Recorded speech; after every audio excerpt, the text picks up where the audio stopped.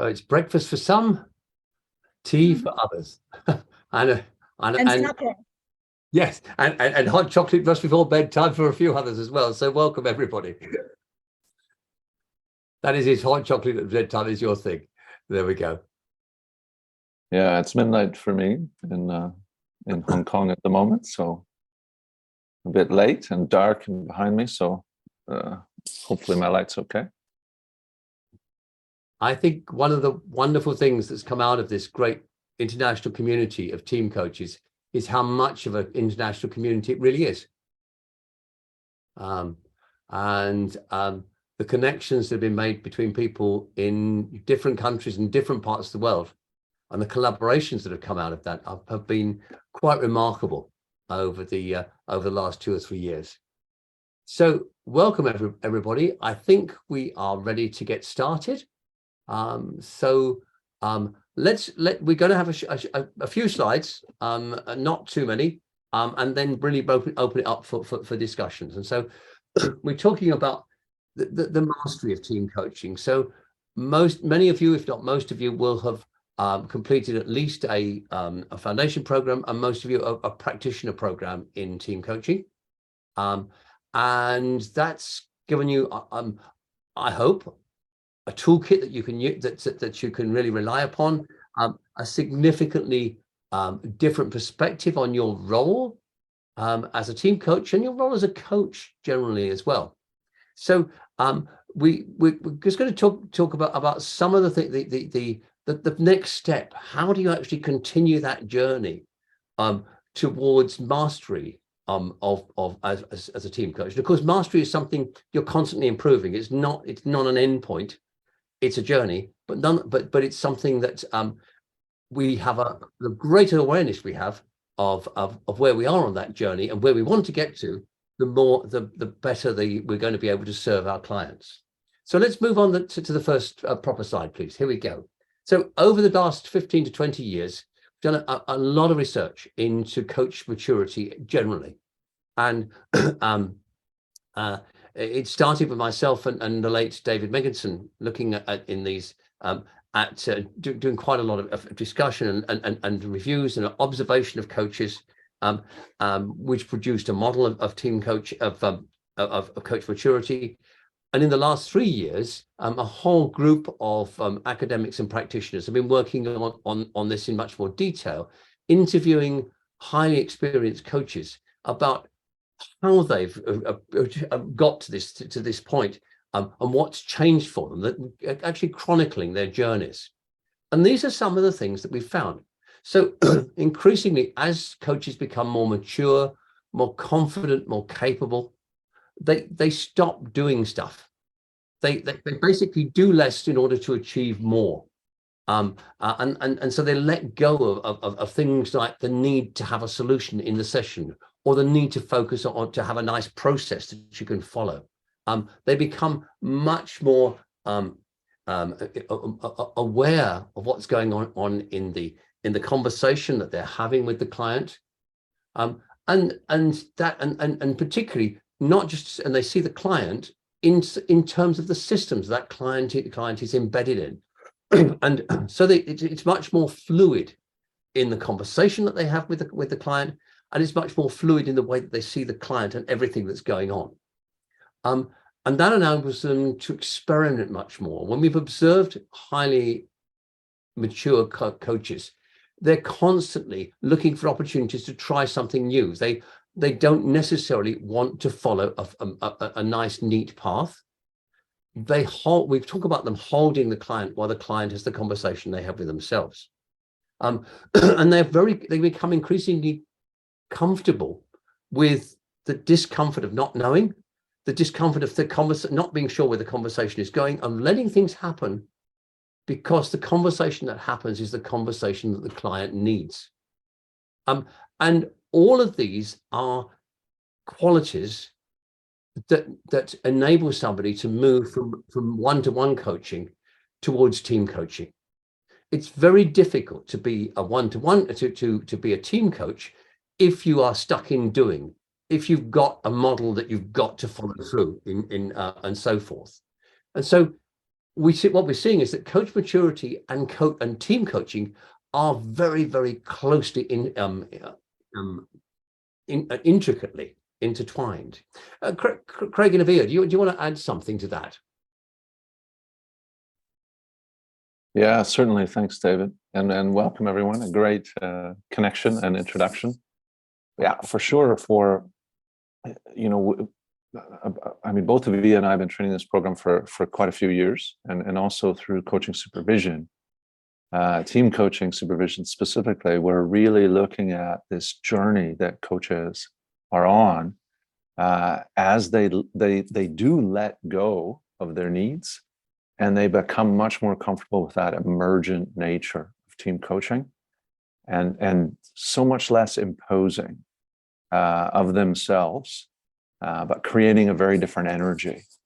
And that sort of coach formation journey that happens, particularly with team coaching. I think one of the reasons we're so excited about this program again is that it's a different way of learning, and it doesn't fit the lecture. It doesn't fit a tell approach from us as faculty. We're creating the environments where people can bump into themselves, and the theory, the models, the other pieces of the puzzle that we bring into it are supporting and helping team coaches to be creative and really emergent.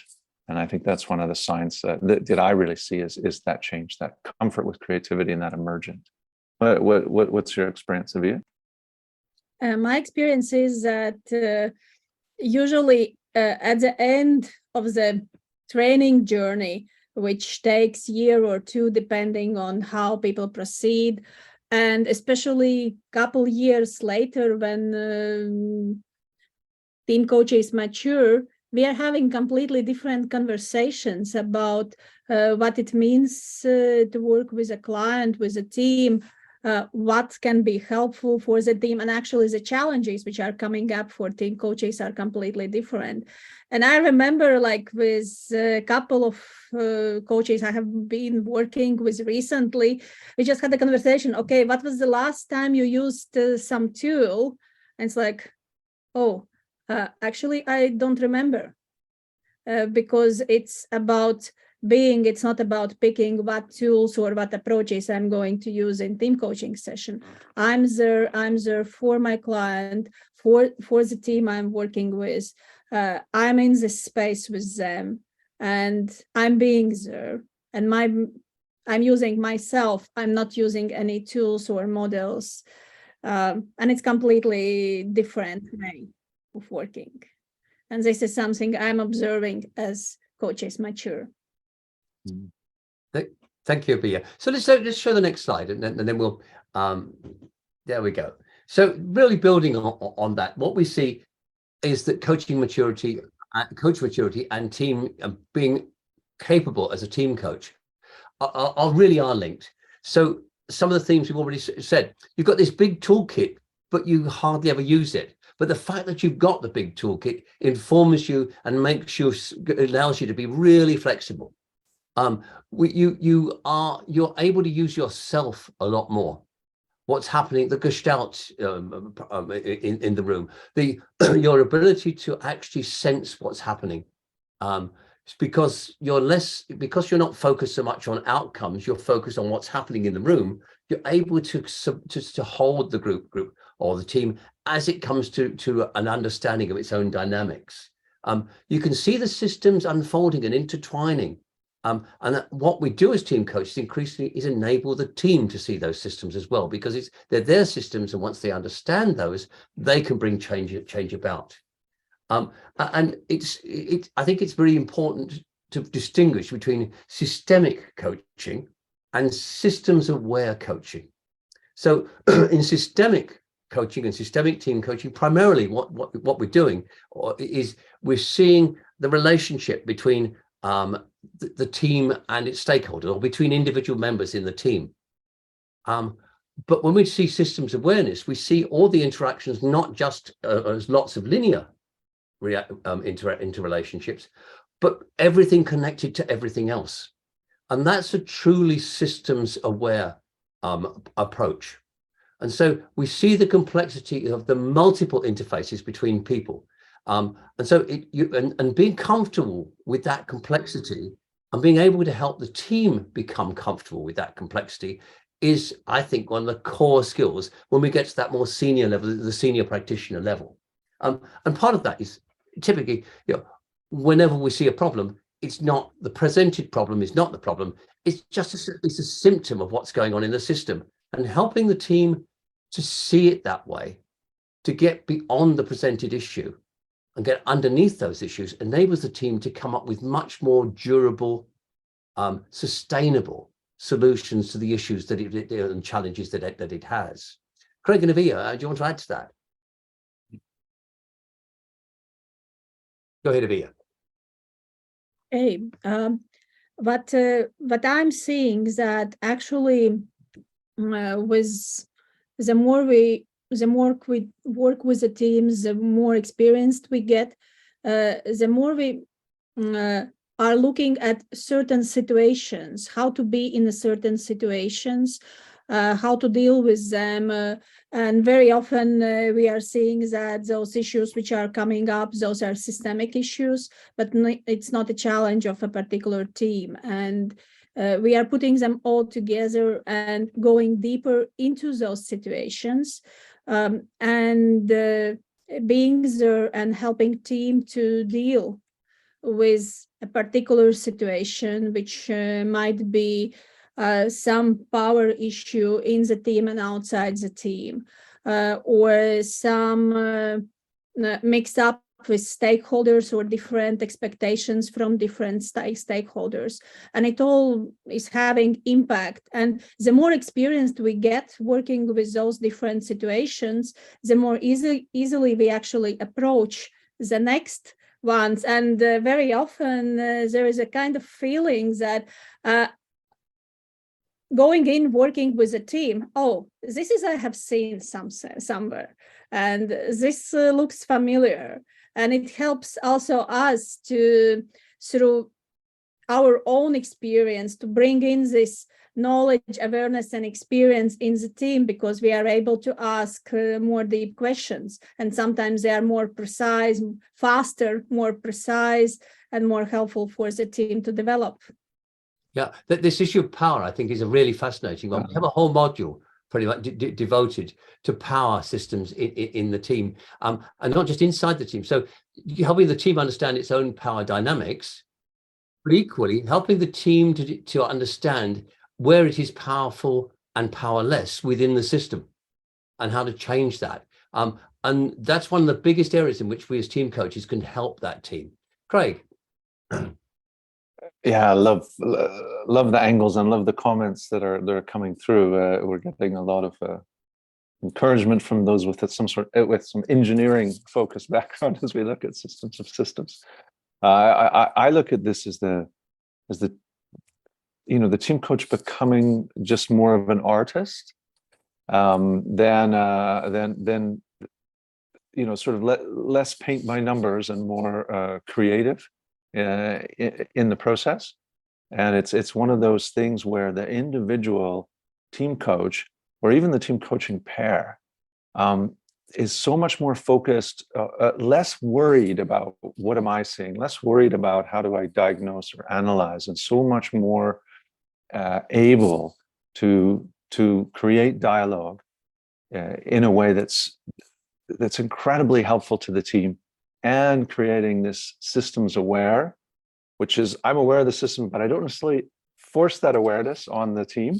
I don't have to impress them with my knowledge of that, but also aware how they tend to act. And one of the big things that's come up a lot in the senior practitioner programs that I've been a part of is the team coach becoming aware that that their biases are imposed in the way that they act as a team coach, and that while all of their teams seem to have similar focus areas.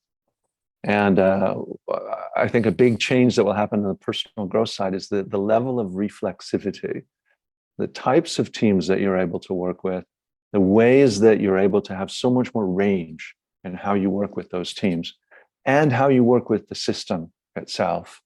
in order to produce the kind of results that really make a difference to that team. And the team coach becomes more mature, feels like they're growing and being stretched in almost every session. And there's that wonderful learning that comes where like you sort of imagine that you almost knew everything at some point, but now you're like, wow, I don't know anything, or nearly as much as I think I know. But my knowledge is larger, my experience is larger, my ability to work is larger, and everything is, I'm seeing so much more available. So it's just a really powerful shift for coaches as they go on this journey. Thank you, Craig. Should we show the next slide, Evija, please? Oh, and by the way, for everybody, you will get the slide. You can have the slides. Yes. So yeah. So the next area is how you grow your practice, and as Craig has been indicating there, you as you grow in your practice, you just get more confidence. You can take on bigger assignments, more complex assignments, more challenging assignments, and part of that, as an outcome of getting the skills of a senior practitioner in team coaching, is that you can take your practice away from just individual teams into teams of teams, and beyond that, even to organizational coaching, if you wish to go there. It means that when you are in a team coaching pair, that you can take the lead, you can develop other people, team coaches with less experience than yourself. So you're contributing to the profession, the growth of these skills, which is so desperately needed in organizations. And we find that there's a real thirst among many of the senior practitioners to get involved in some research. So one of the things we focus on at an early stage is, well, if you're going to develop your own unique practice, then you need to do some research around this to actually put some flesh around that. So what does it look like? So we found it's really helpful to give you the tools to do some research for yourself around your emerging practice, to give that bulk and content. And at the end of the program, you get the chance to share in your evolving practice and the learning that you've done through your research with everybody else on the program. And we found that's one of the most meaningful parts of it, because as you've all got unique interests, and the sharing of those unique interests with each other is an almost explosive fest of knowledge gathering towards the end. So it's not the knowledge, the expertise that the tutors bring to this, as much as the expertise and the knowledge that you create. Craig and Evija, would you like to add to that? Yeah, I think that's one of the big changes at this level. The education requires you to have experience and contribution, and I think that the way the GTCI programs ran was because of the scale and the size and the way that we agreed to run things, meant that some of this type of dialogue that is so enriching, which is really a part of the way we work with team coaches, particularly at the senior practitioner level, wasn't really created. So it's been a real challenge for us.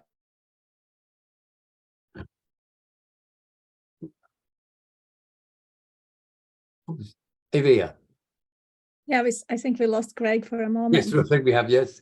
Yeah, I was just listening to you, David, talking and reflecting that what I have observed with the practice growth, both for myself and other coaches I have worked with in supervision, that it's actually much easier to confidently have those first discovery discussions with a client. And it's much easier to say, the things you would like to solve, it's not going to be solved this way if you want to proceed this particular way. But I see that team coaching or additional some activities will help you. So it's actually very important this confidence part, I would say, growing together with experience. And it's much easier to say, my experience shows, or our experience shows. And I have experienced, I have been running senior practitioner programs from 2017. And I have been seeing how actually team coaches mature through the program and through the time, and how at the end of the program, we are having conversation about completely different size and complexity of projects, and completely different like level of satisfaction, I would say. Thank you. Yeah. And sorry to get booted off. I don't know what happened, but I would just say that this week I was with a client and we were working around this whole area of how can we create a team coaching culture within the organization, was the client conversation. And what is the approach to develop that, and how can we as an organization leverage the power of our team coaches around the world to help that organization develop a true team? I think Craig has got some connectivity problems there. Oh yeah. Okay. Let's have the next slide, Evija. Okay. So many of you will be familiar with the PERILL Diagnostic, and the feedback from the latest version of this has been quite remarkable. And I think what's emerging from this is that it really does create a platform for you to build your business around, because it gives you so much information about that gives you data and statistics that from the amalgamation of several clients that you've worked with, you can demonstrate how you've had an impact on teams, or how the team coaching has had an impact on teams. And I think that's one of the most valuable things. And it can be, the great thing is for people on the programs, it's always, you get it for free. And even afterwards, it's not that expensive to have an annual license that you can use for as many teams as you like, which is rather in contrast to most things out there which are based on a per team basis. You can use it on pretty much unlimited number of teams. So it gives you multiple perspectives, the team leader, the stakeholders, and so forth. It gives you an intricate insight. I mean, if you went into the full report, you'd have over 100 pages worth of data to go through. Now, what the tool does is actually boil that down for you into the critical things that are most important for that team. And enable the team to decide what it wants to focus on and work on. But it's something that you have as part of the program automatically, and you can play with it to your heart's content, basically. Evija, do you want to say anything to that more? I just want to say that I love diagnostic, PERILL Diagnostic, and I have been seeing actually how big impact is having proper diagnostic at the beginning of team coaching process. And we actually avoid a lot of possible challenges if we do the proper diagnostic and we do it deep enough and involving all the stakeholders we need to ask questions to. And PERILL is great answer to that, in my experience. And it's not just because I'm working on the PERILL stream, but because I really have been doing in a lot of diagnostics more than 10 years already with companies, and I really see the value which is coming out here. What I particularly appreciate about the approach is that the power here is not in the hands of the coach. The power in this and the interpretation of the use of this is in the hands of the team. So we're not doing it to them, which means we are truly coaching. We are not consulting. We're not even facilitating. We are genuinely coaching, enabling them to interpret and make use of that data themselves. And so let's move on and to the next few slides. This is the structure of the program. It has 3 terms. Each of them, as you can see, with 5 2-hour modules and 5 2-hour practicums. And then you have supervision in between. Lots of activities. So self-study groups, reading, reflection, and of course the practice that you have with teams. It's designed to be an immersive learning experience where you create your own practice. It's not about imposing a specific order of things of how you have to follow this model and do it this way. You create your practice and integrate all the knowledge that you have with the knowledge that you choose to absorb from the program. Let's look at the next. Oh no, sorry, Evija, do you want to say anything more on that one? Yes, I think the thing I love here in the structure of this program is that you really have a breaks between those terms. So it's quite intensive modules for like 10 weeks. You have modules, and then you have approximately 8 weeks in between. So we made it on purpose and planned the schedule a way that you can have a summer free from the compulsory webinars and just rely on self-study groups, some reading, reflection, supervision, practice, and the same for the Christmas time. So for December and beginning of January. So it has been planned, so it's more convenient for people located in different locations and having holidays on different times.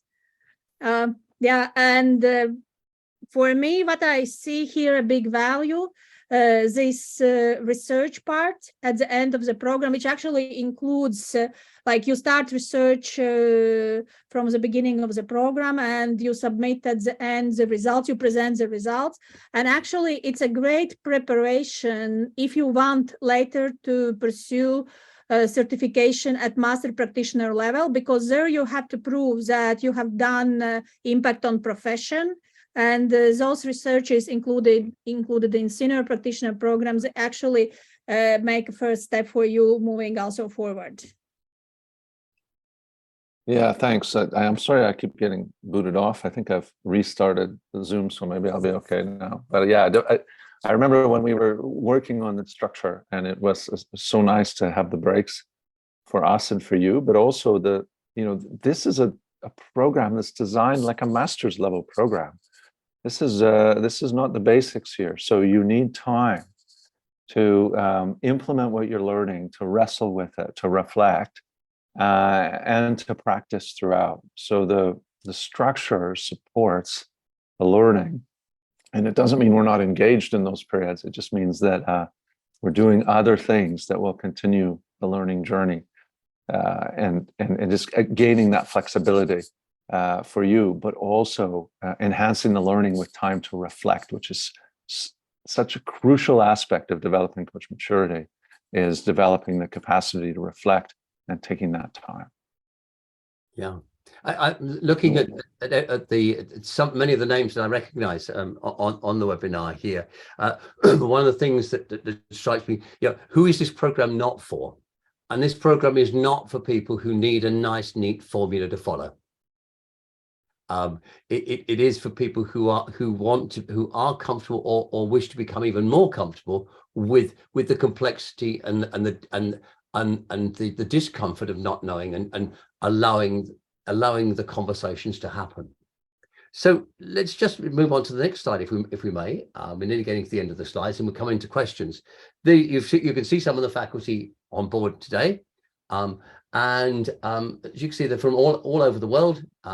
From North America, from China, from Estonia, from Ireland, Croatia, South Africa, Finland, Australia, etc. We think that the diversity of cultural backgrounds, the diversity of routes to team coaching, are a really important part of this. And not just from the faculty, but from the participants as well. We want to enable you to really make use of that diversity to challenge your thinking.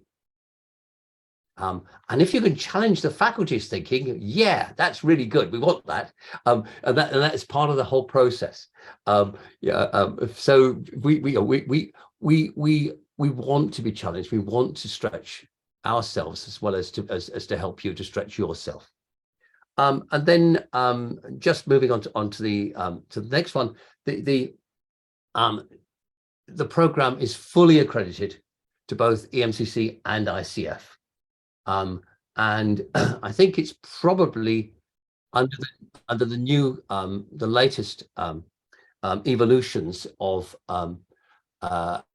both those professional bodies requirements for accreditation. I think it's the only one that actually takes you all the way there to your senior practitioner level, without having to take a break or do additional elements. But certainly when you finish the course, you will have your from EMCC, for example, you'll have your senior practitioner badge. You'll also get your if you haven't already got it, your senior practitioner badge as an individual coach, because this program transcends it. I think it's a lot of work. I wouldn't want to underestimate the amount of effort that you have to put in to do it, but the learning that you're going to take away from this is enormous, and that's what we found in the senior practitioner programs we've run to date elsewhere. Does Simon or Evija or Craig, do you want to add something to that? I think really the key is the embedding aspect of it. We worked really hard to make sure that that's a part of the process, and according to my research into it, we're the only one that is available, and that means similar. I mean, maybe if you're not familiar with the way accreditation works, but essentially with the EMCC accreditation, it means you've done everything that's required, including the practice with teams, including supervision, including the assessments that are part of the process.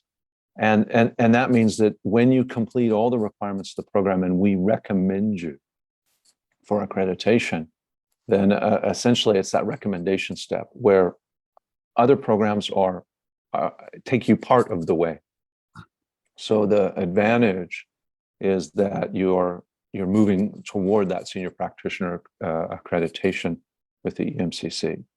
And maybe Simon, bring you in a little bit here, but the ICF does not have a graduated level of accreditation for team coaches. The EMCC has this graduated level for team coaches.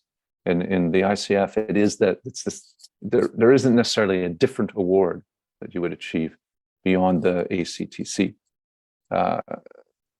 Simon? Yes, that's absolutely correct. I mean, the ACTC is equivalent to 60 hours of team coach training.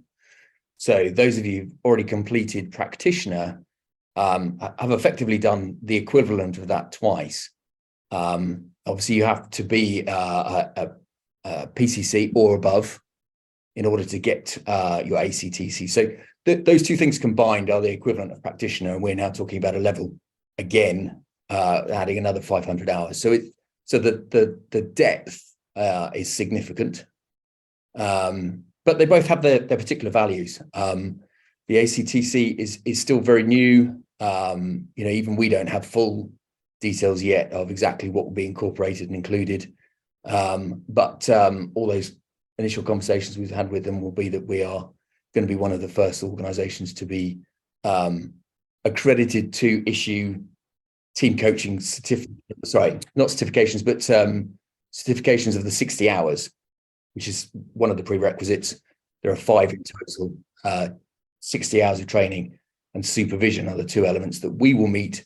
The remaining 3 are about being a member, experience with 5 teams, and passing the exam, which obviously we can't help you with.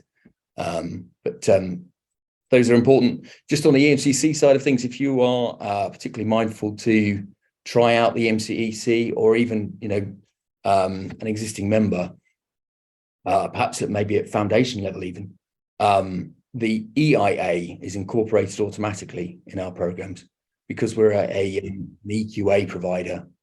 essentially we're able to quality assure that if we can give you a accreditation at this level for a team coach, we can do the same automatically for an individual coach or mentor award, the EIA.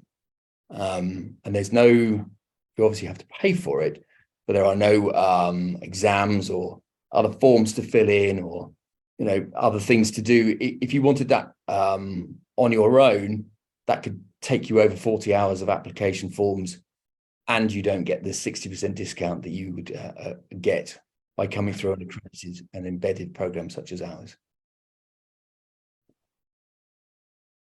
Okay, thank you, Simon.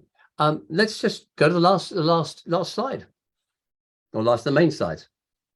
There we go. So that we've actually asked lots of our previous students about this, and it is about engaging with each other and engaging with the faculty. There are a lot of wonderful friendships that have been created in this way. The research element is critical to it. This is serious evidence-based coaching and team coaching. As you can see, we've been doing it for over 6 years now. But you get a great toolkit, and in fact, with some of the faculty, we are developing another book on team coaching tools based upon the work that we've been doing over this period, and you'll get the benefit of all that research. So we're gathering from team coaches the tools that they use as well to add to that portfolio. So there'll be a lot more than 50 in due course. It isn't based upon following a nice, neat model. It's messy, it's complicated, and it's fun. One of the things that I appreciate is that every time I do a team coaching assignment, I learn a lot from it. If you're just going to be reproducing, following a model, the learning you take is going to be very low or relatively low. If you approach each one as a new adventure, it's going to be much higher. And that's what we're helping you find the adventure in your practice as a team coach. And of course, you get the PERILL Diagnostic for free as well, as part of the whole package. This wonderful quote from one of the users. Aside from how easy it is to use the PERILL assessment tool, what's attracted me to the PERILL approach is the focus on flexibility. The fact that it is so, it's that you can adapt the way that you use it in so many ways to suit the needs of the client. You're not making the clients fit the tool. You're making the tool fit the client. And for me, that's a really important part of the whole thing. Craig and Evija, anything you want to add at that point before we go to questions? I think one thing, David, which you already mentioned, we have been running this program for more than 6 years already. So the content is well proven and developed, and we have had a lot of feedbacks and incorporated it in further adjustment of the program. And yeah, we are not piloting it. Yeah. I think this Yeah, is beautiful. important. Yeah, it's not a new program. I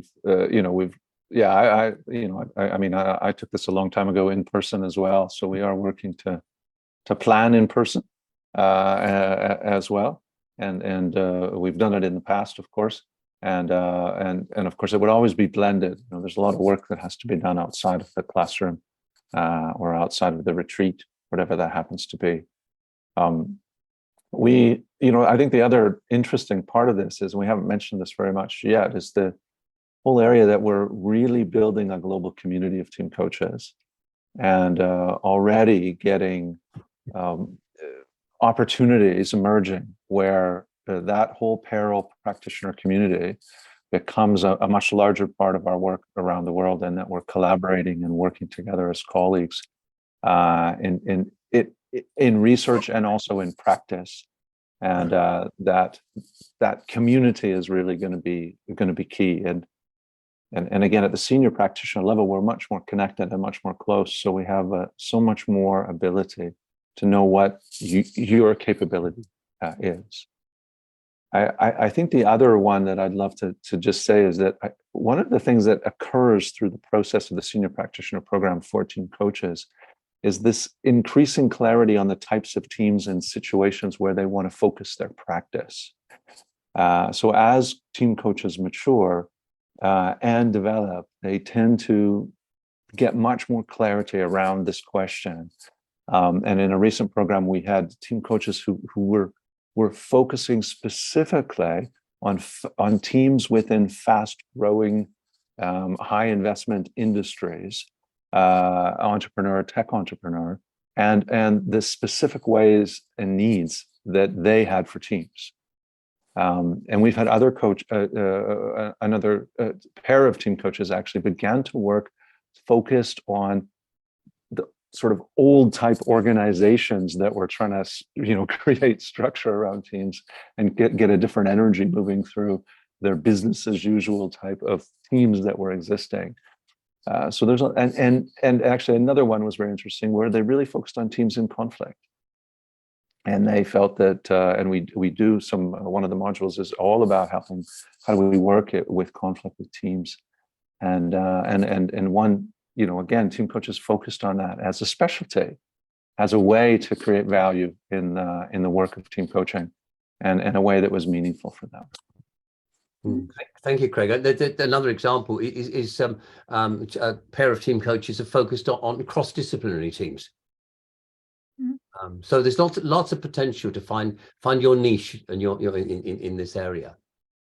And I would like to add that I think for me, how I have seen senior practitioner program during all those years, that the most important things that on the practitioner level, we give all the knowledge you need to be able to start working with teams. So we explain the process, we give some tools, some understandings of, but a lot of things are kind of like upper level.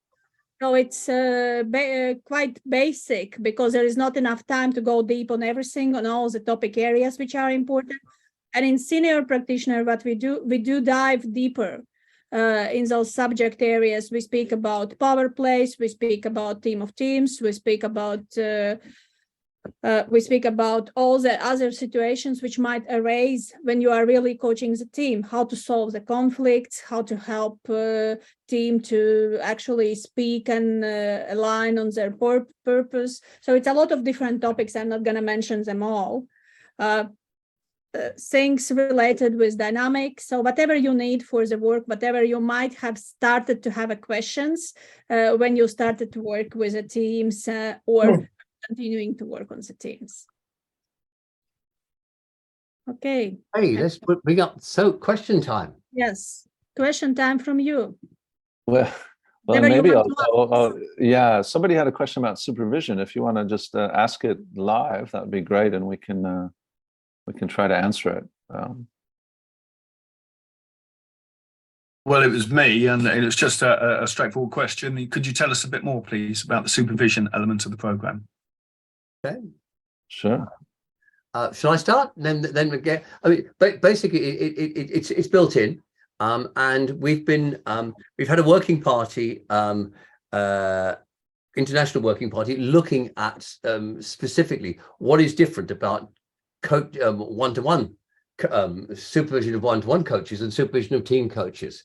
So we're able to apply a lot of that data and understanding. We basically brought together experienced team coaches, team coach supervisors from around the world, and we drew out from them as much knowledge as we could about what makes a difference and how it works. So you do get regular supervision. It's group supervision. It's not one-to-one.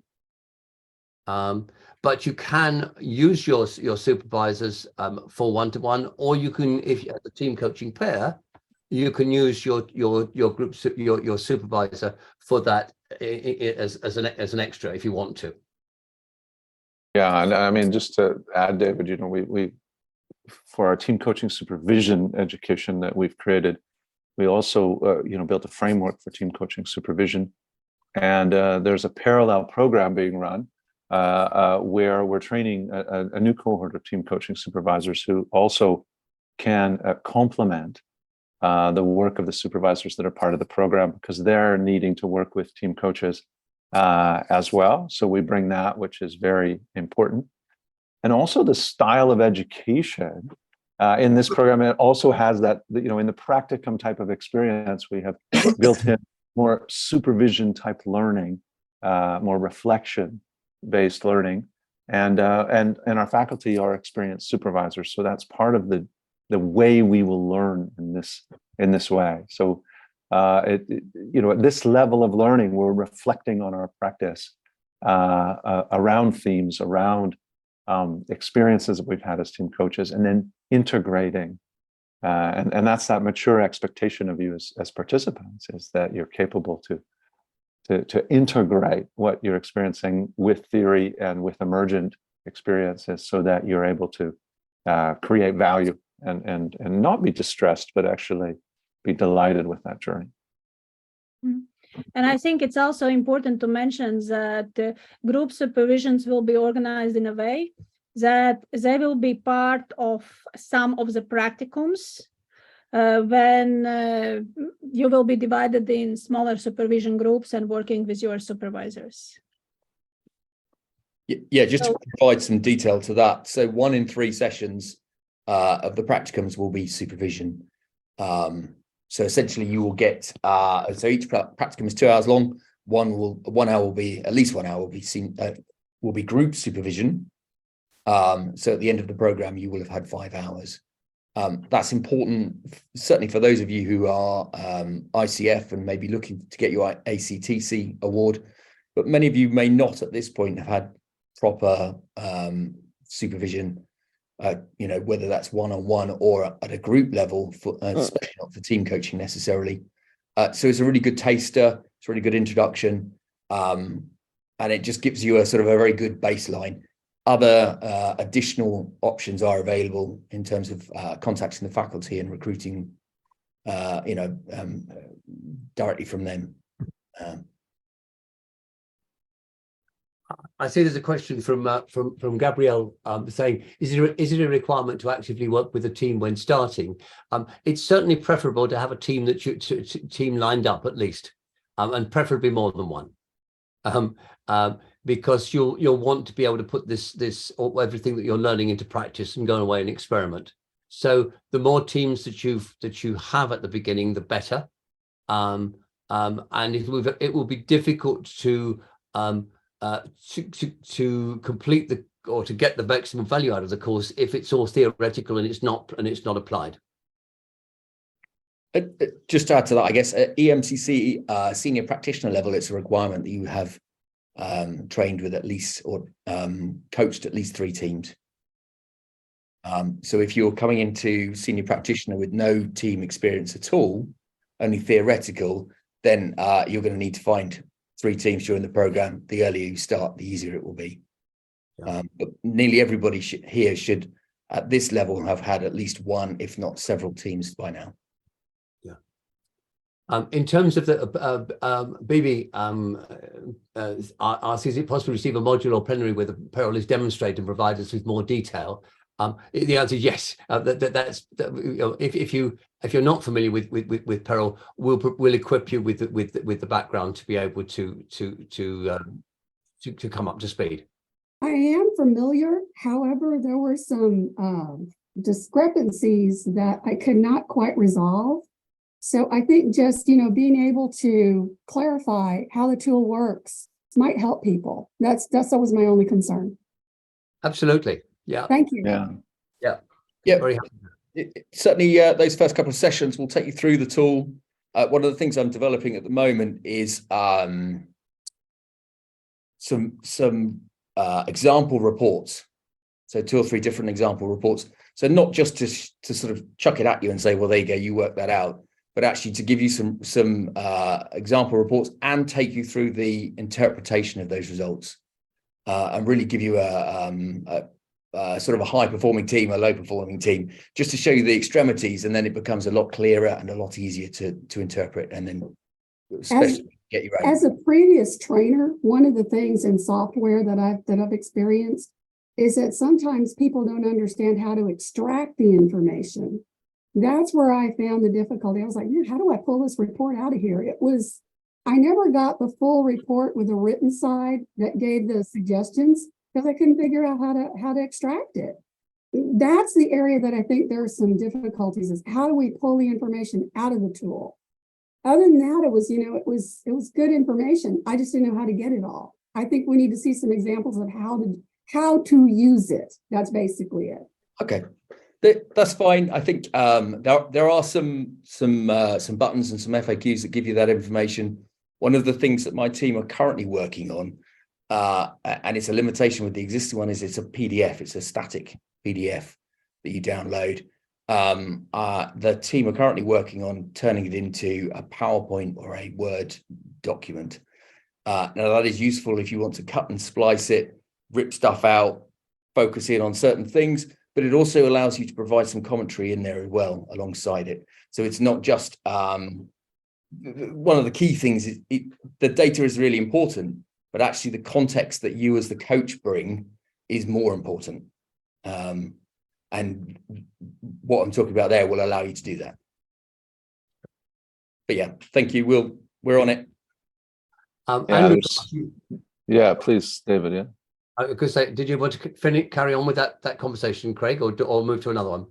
Well, I was going to segue to another one as well, but I see you've grabbed one. But also just to say that, we go much deeper into each aspect of PERILL, and not only the use of the tool, but also the use of how to work deeply with the team, integrating the layers and integrating the elements of PERILL, as well as leveraging the connections between them, which is part of that diagnostic space. So how do we find the interconnections within the PERILL diagnostic, but also within the systems of systems, so that we can find those levers that enable us to work with the team quite quickly. David, grab the question you were on. I will. Andrew was asking, do you have any CEOs or leaders coming onto the program to dialogue around the team of teams challenges? Not to my knowledge, but I think this is a fascinating challenge. And one of the things that we invite you to do as participants is to bring either virtually or virtually through your accounts, or if you wish in person, to bring such clients into the program.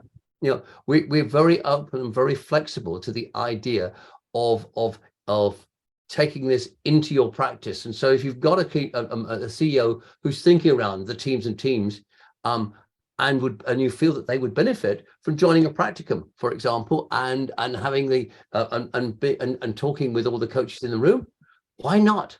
We're open to all of these kinds of things where they're going to be to help you deepen your knowledge, where you can link with the real world outside.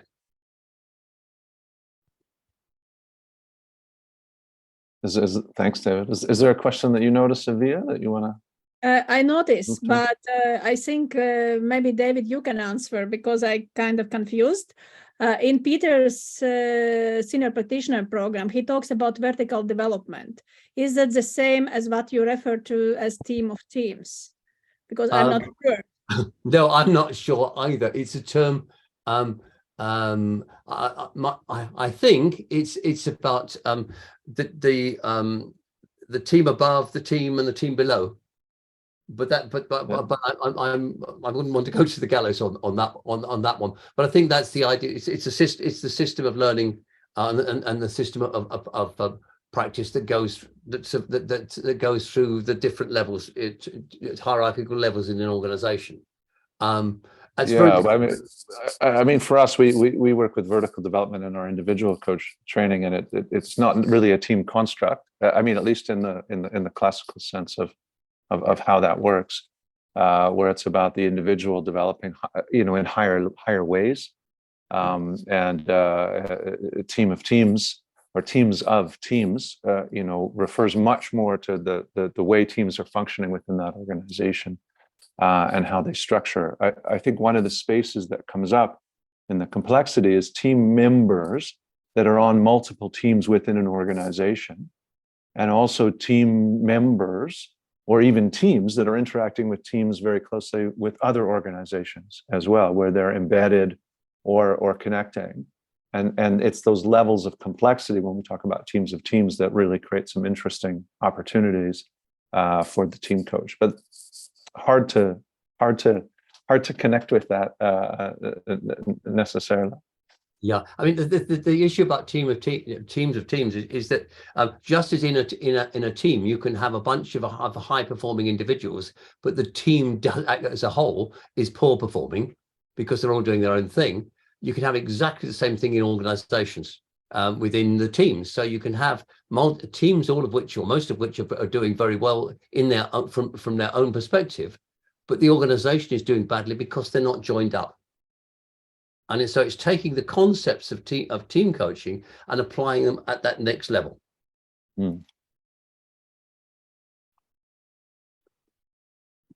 So yeah, I mean, I just see it, this level of learning. So the things that there's so much breadth of interest and the ability to integrate.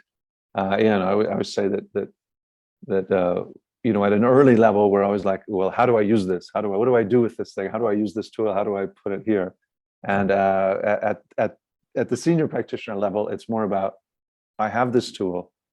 Can this community help me figure out how to integrate this into my team coaching practice? Or I'm inventing this tool that I think will create value. And how can this community help me develop that idea even further and refine it so it's more effective? So that's that research and contribution. That's that development. So there you go. Becca is asking, is there an in-person option also available? And the answer is yes. We've got programs running across the year in different regions, and we will be running one. We'll be starting a program in Scandinavia, for example, for the Scandinavian region, fairly shortly, which will be an in-person program. So yes, if you look on the website, or in fact, Becca, what we'll do is we'll just send you some details of the programs that are already announced that are in person. Yeah, and then Simon and I have been just talking already about North American programs and looking at times and dates that might work for that region as well. So there's opportunity for that, but you know, the online is an interesting option as well. So you know, you need to choose what's best for you. All right, well, we're at the top of the hour, David. So Evija, any last words? Remember, the cutoff date for early bird is March 31st. And I hope to see many of you on the program. It will be fun, great fun to work with you and to continue this journey. Yeah, thank you. For me, you know, everybody here is an ambassador potentially for team coaching. We are part of an amazing movement, and it's something that's it's a journey, not just for you as individually, but it's a journey for the whole coaching profession. And I think you're the pioneers of all this. So yeah, lovely to see you. Those that are ready for this next stage in the journey, lovely to see you on the program. Yeah, your colleagues with us on the team coaching journey. Thanks for being with us, and we'll see you, and love to chat with you more if you want to talk a little bit more before you commit. Yeah. Thanks, everyone. And if you have any questions, reach out to us. We will talk personally. Yeah. Goodbye, everybody.